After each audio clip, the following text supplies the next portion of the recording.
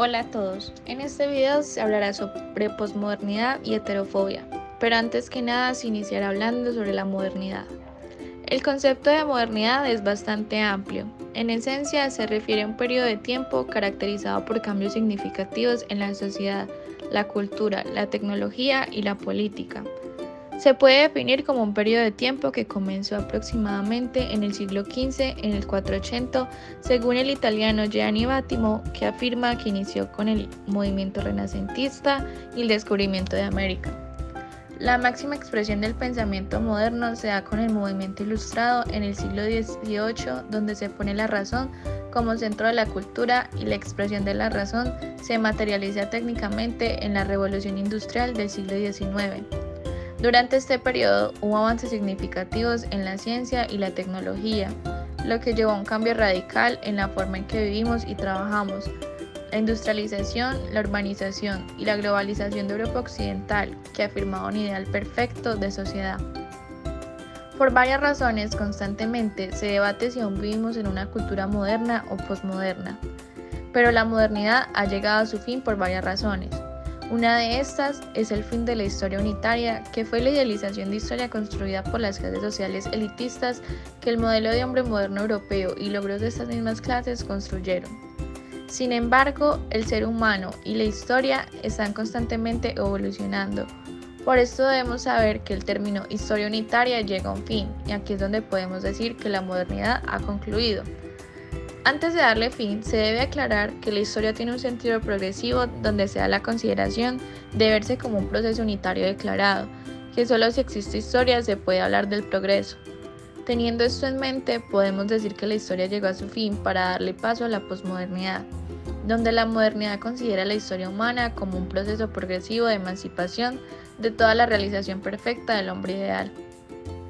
Ahora bien, empezamos a hablar de posmodernidad cuando algo de la modernidad ha concluido, en este caso la disolución de la historia unitaria que se dio gracias al fin del colonialismo, del imperialismo y la influencia de los medios de comunicación. Estos tres factores nos llevan a concluir la modernidad para darle paso a la sociedad transparente que crea el posmodernismo, gracias a la evasión de ideas homogeneizadas y dando voz a las minorías a través de los medios de comunicación o mass media. Acertando la propagación de la relevancia de los medios de comunicación para darle voz a las minorías y cómo estos definen un antes y un después en la historia, también debemos decir que esto ha llevado a la fragmentación de la verdad, ya que cada usuario puede tener su propia versión de una realidad, esto haciendo que nos preguntemos si en realidad es una sociedad más transparente o en cambio es una más compleja y caótica.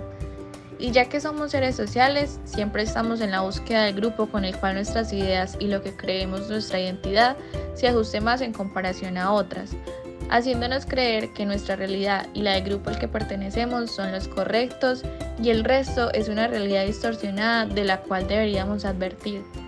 Debemos tener en cuenta que nuestra realidad se construye a través de la información que recibimos diariamente a través de imágenes, interpretaciones y reconstrucciones que distribuyen los medios de comunicación.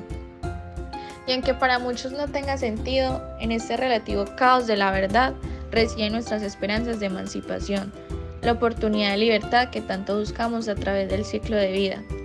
Este posible alcance emancipador trata del desarraigo de las diferencias de elementos locales, ya que al rechazar la idea de una realidad única y verdadera, le damos la oportunidad del reconocimiento de la liberación de la voz de las minorías étnicas, religiosas, sexuales, culturales y estéticas.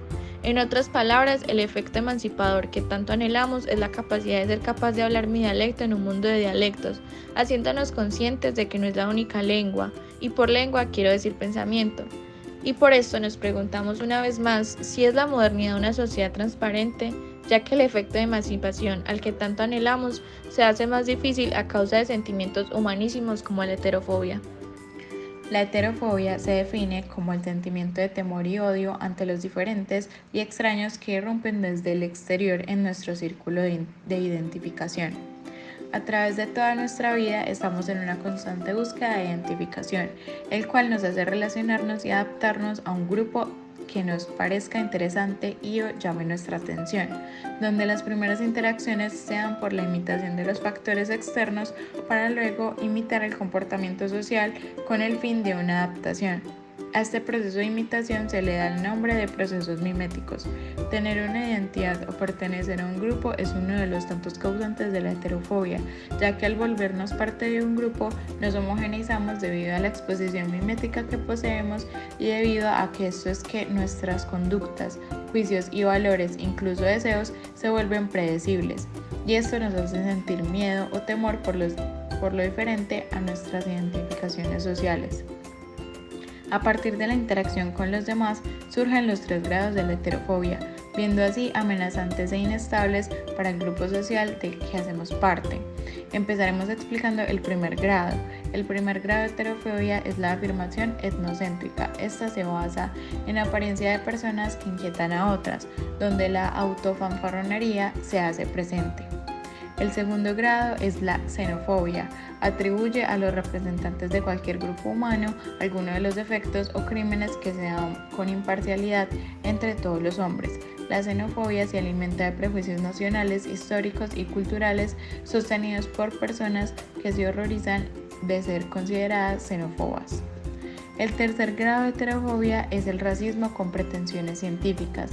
Este se encuentra en fundamentos antropológicos del color de piel, rasgos fisonómicos, formas de cráneo o de estatura y tipos sanguíneos.